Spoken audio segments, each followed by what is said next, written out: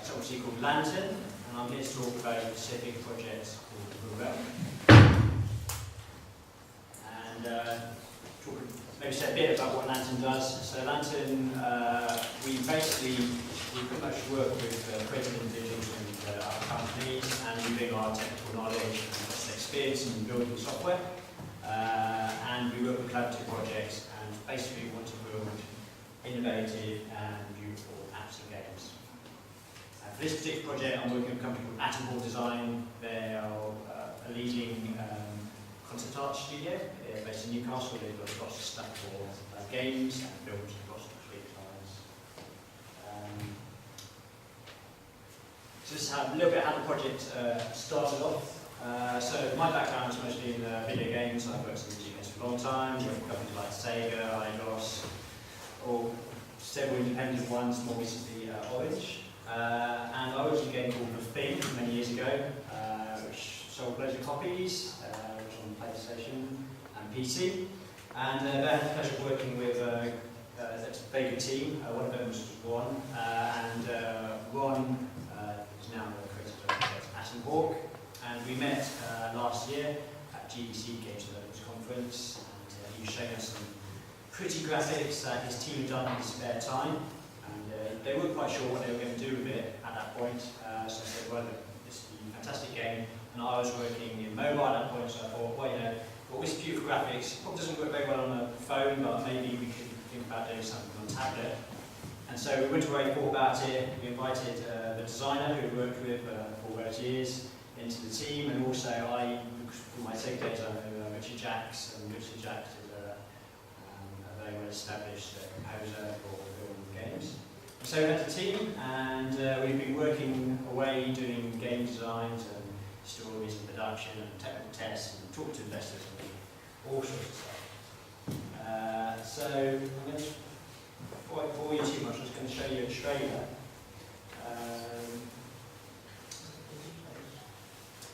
Test again.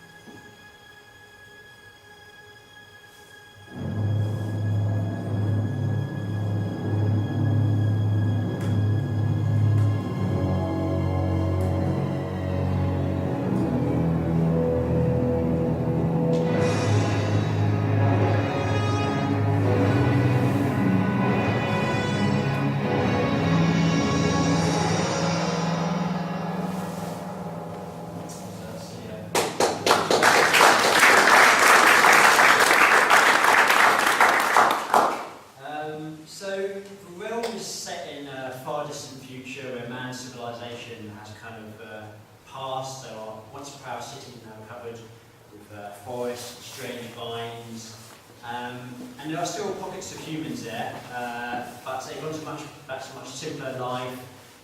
magic and mystery has come back into the world. So that's kind of the kind of universe we wanted to create. And what we've actually done is based it on real-life locations. So Attleborough are based in the northeast of England.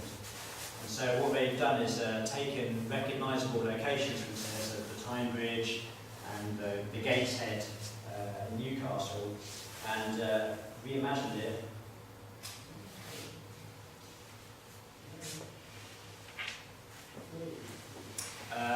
Reimagined it with their own unique art style, which is sort of very fun.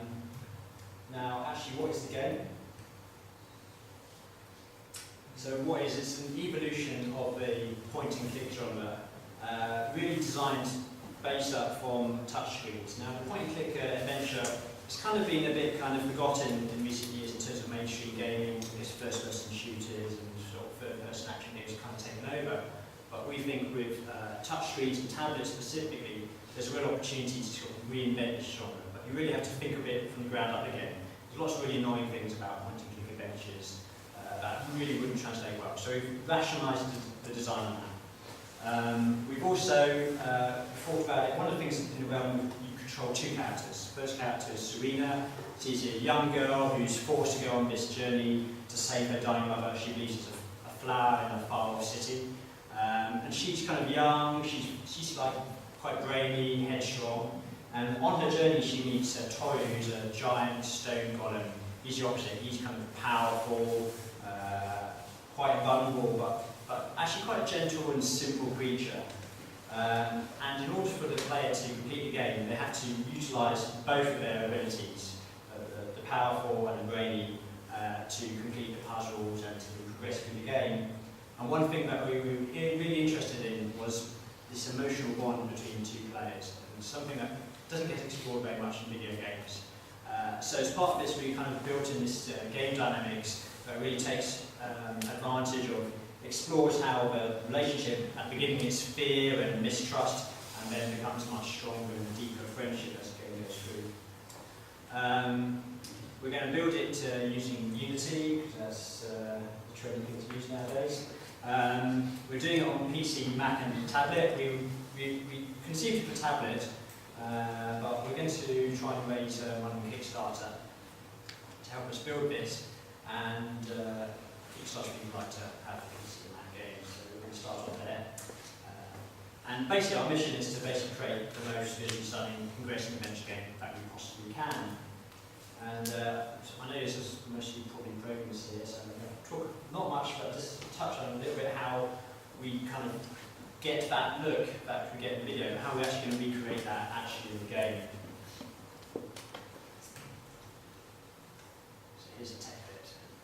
So with traditional 2D stuff, it takes 2D is really great for backdrops, but as soon as you kind of get into animation, it's a real pain because you have to draw each individual frame. It takes up loads of memory, loads of space, and it's if we paid animators even in Korea to do it, it would probably cost us millions of pounds to do the kind of game we want to make. But we do want to get that kind of hand-drawn look and feel to it. So we've kind of taken a hybrid approach where we've got 2D backdrops and we overlaid it with 3D graphics. And of course, the 3D graphics means that we can do lots more animations, skin meshes, we can move arms about really simply, and it's a much more efficient way for us to make the game and actually squeeze it onto a tablet. So in order to do it, we've kind of come up with this technique which is we call like theatre box. And so what we have here is a number of different layers. We've got various number of background layers, a mid-ground section where most of the action kind of takes place, and foreground obscuring layers as well. And what we need to do is kind of get light cues similar, so we've got lighting set up so it kind of matches this. We need to apply various shaders to get these creatures to interact properly with the environment. And the idea is that we set up a camera at the front. Now you'll see that all this stuff looks really distorted, but the reason is we're compensating from the perspective of the camera. So this is actually the camera view here, and as you can see, this 3D actually composites really nicely. It almost looks like a 2D drawing. And I can show you, it's very sort of I can show you a very simple we move the camera about, we get the sense of depth, got a little shadowing in there, characters running around, interacting with objects. So it kind of looks at a bit more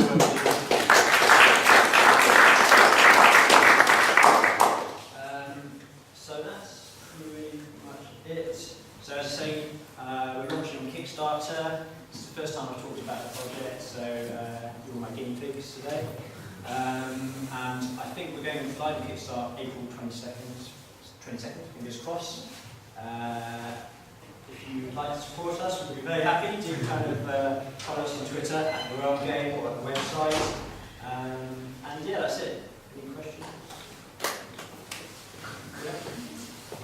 So just carrying on in that very last section with your theatre box, it looks quite similar to a technique you might use.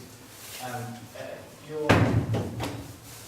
you sort of building out geometry of the scenes and textures, so that, or is it 2D cards?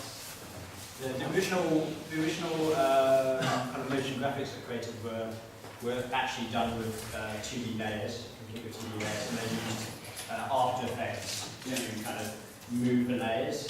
So what I'm trying to do in code is to kind of recreate effects. Now, where the actual characters are, because it's 3D, we need to have some kind of 3D model there, because otherwise we can't get shadows, etc. So what we've done is the kind of background layers and the foreground layers are kind of 2D kind of cutouts, so to speak. But the middle ground is modelled, but to quite a low resolution. So we don't need to model everything. We just, for instance, I can show you.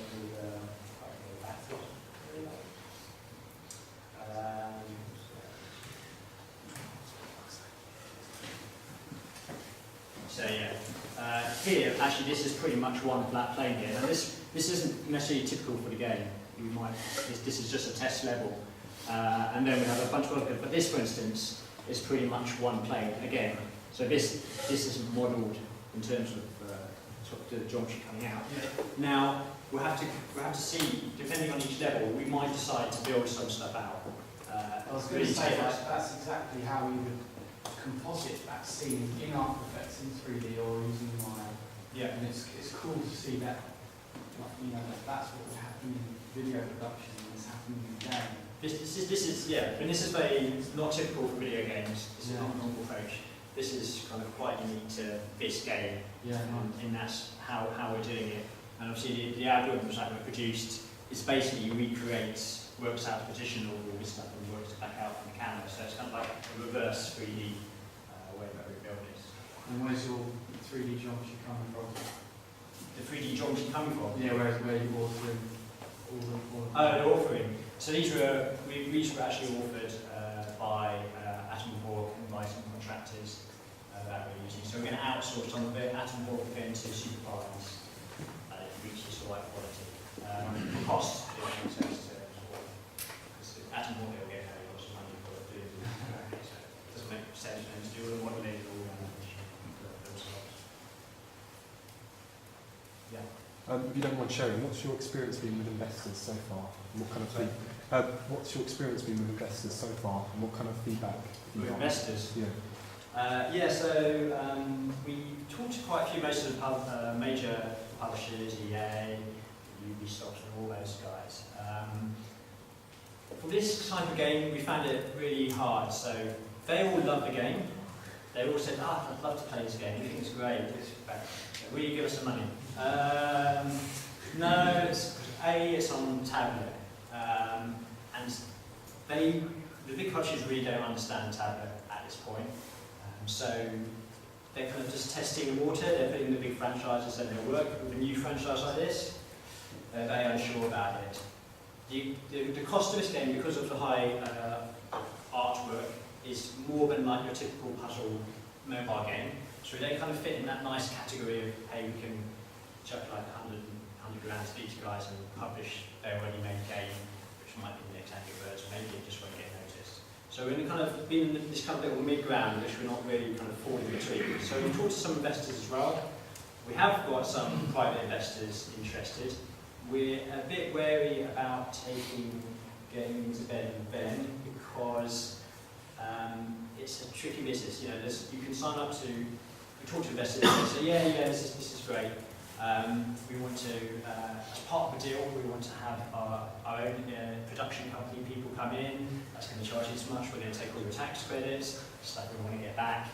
So suddenly the deal suddenly becomes quite less favourable. But I mean, you can potentially do it that way. There are investors out there who kind of fund these kinds of games. So yeah, kind of a mixed reaction. That's why I go for Kickstarter. And Kickstarter's a big risk, obviously, because we might not get our money. But we felt this is probably the right approach, because most investors said this would be a great project to have a Kickstarter. We're going to go Kickstarter, and if it all fails, fine, we'll look at some other way of doing it. Kickstarter, there's a lot of, the more we've got into it, it's a lot of work. There's quite a few hidden costs to take into account as well. It's not a task to be underestimated by any means.